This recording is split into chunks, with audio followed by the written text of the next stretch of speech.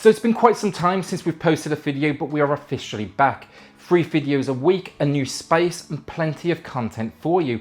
Hit that subscribe button if you find today's video useful. It truly is appreciated. And with that, let's just jump straight back into it with our review of Firewatch on the Nintendo Switch. So let us walk right into the forest, to the trees and the rising sun. It is something we can't outrun.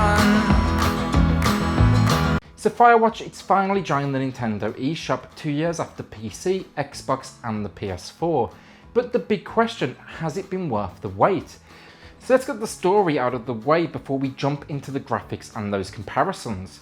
So Firewatch, it tells the story of Henry, a man suffering from personal issues in his life, so he takes on a role in the Wyoming wilderness alone. It's a way to escape from real life where his only responsibility is to sit in his tower and watch for fires.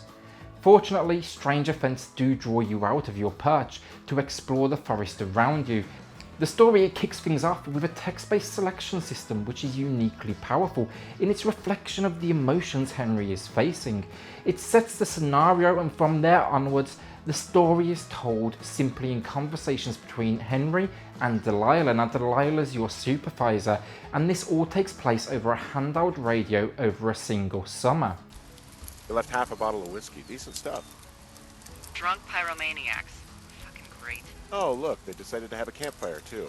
So in the early moments of the story, you're going to find 2 girls setting off fireworks, and this kicks off what becomes the mystery of Firewatch. Now these interactions between Henry and Delilah over radio are, simply put, some of the best video game writing I've encountered in a long time.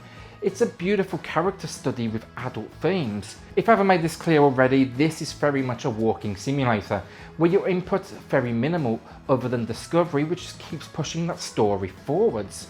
Now I'm not going to say any more than this, it's an experience I don't want to ruin, but know that this is an incredible achievement. It's one I loved back in 2016, and it's one I adored revisiting.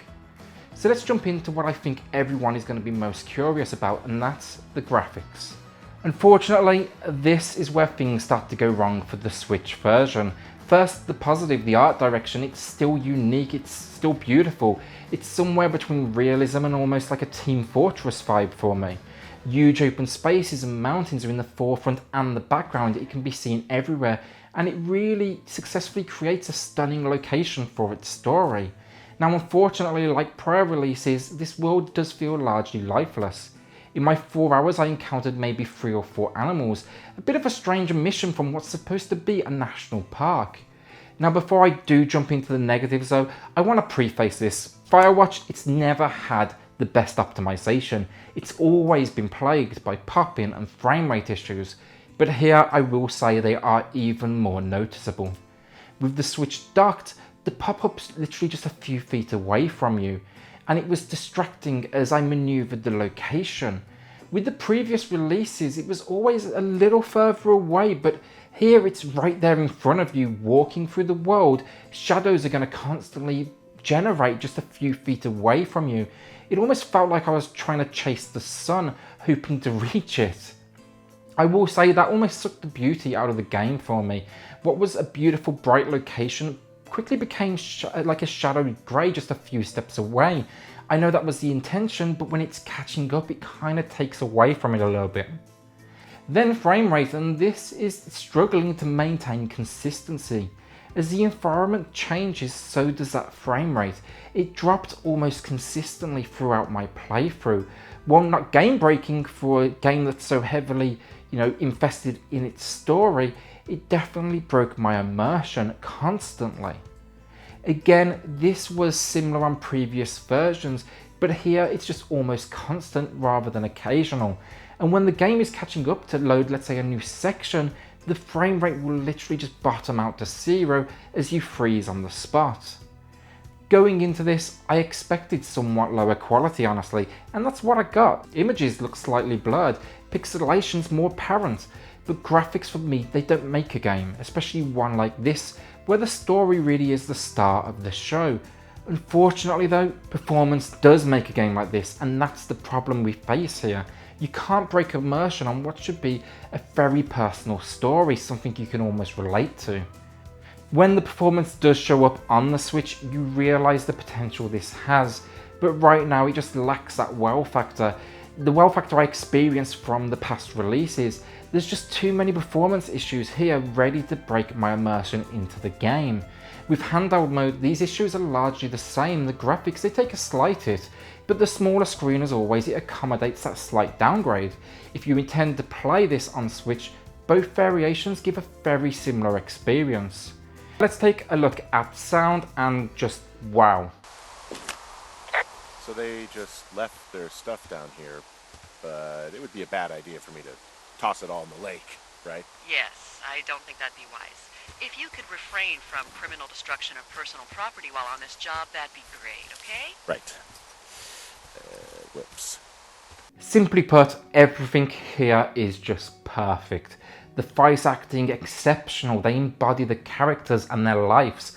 They bring a huge range of emotion where you will feel it alongside them, but you'll also frequently hear that pain behind the jokes as they give these multi-level performances. The actors should honestly be proud of their achievement here. Then we have the sound effects, the ambience, and while there's not huge effects here, that ambience of the national park is just perfectly pitched to match the visuals. Every sound, it just feels real, from your interactions picking up objects to that world around you. Finally, the music, and while there's not much in the game itself, the moments that are present are absolutely stunning. That's the only way I can say it. It ranges from orchestral to elements of country and electronic. It's an incredibly layered soundtrack with so many different genres. With so much of the game relying on ambience only, this music, it needed to really pack a punch, and Chris Ramo, the man behind the score, he does not disappoint. If you never play this game, that's fine, but make sure you listen to the soundtrack.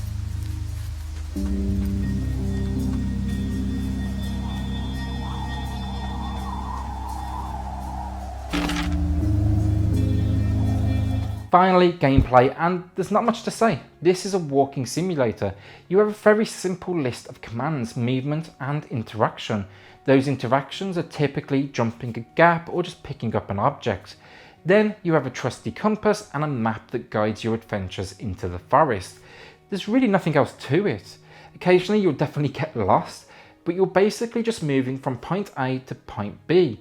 There's definitely some moments of intensity, but these all are down to story and not gameplay, because nothing really regarding gameplay changes, and that's from the beginning to the end, and that's absolutely fine. Just have that expectation going in. The only thing I would personally maybe add in was a few puzzles to solve. It would have added to the game's length of 3 to 4 hours, but it's not a big factor. I can also see why they potentially avoided puzzles though, I've got to say, because maybe they're trying to avoid those typical traits of video games. I mean, I can't remember the last time I went to a national forest and had to solve a puzzle, so there is that. That being said, the final verdict and Firewatch, it's one hell of an experience. This story is just beautifully written where the characters take the entire focus.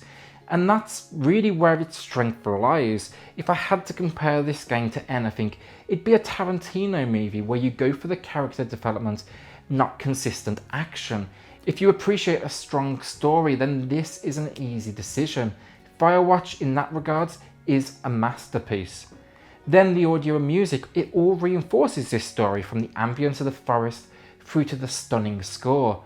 Unfortunately here, however, the Switch is let down by an increase in frame rate issues, and pop-in is considerably increased. It's a huge problem for a game like this that's basically relying on immersion. At $19.99, Firewatch is a 4 to 5 hour experience that I would strongly recommend to everyone. Unfortunately though, I wouldn't be recommending that Switch version, but rather the PC, PS4 or Xbox One. Those versions for me are incredible and the true experience. Yes, they still have problems, but here we just see those problems exaggerated. For that reason, it's definitely going to be hard to suggest the Switch version right now as the go-to adaptation. Fortunately though, this is still way above an average experience, problems and all, just because I can't name another experience quite like this. Today, we're giving Firewatch on the Nintendo Switch a 7 out of 10. Now, if walking simulators aren't your thing, then this probably won't change your mind, but if it was me and I wanted to play just one, this would definitely be it. When it comes to this Switch version, fix the frame rate and the popping, get it to a level comparable to previous versions, and I'd happily call this my go-to version and just a masterpiece. Thanks for watching, we truly do appreciate it. Hit that subscribe and thumbs up button if you found this useful. It truly is appreciated. We'll have 3 videos a week for you, from gaming news through to reviews, and we'll see you on our next video.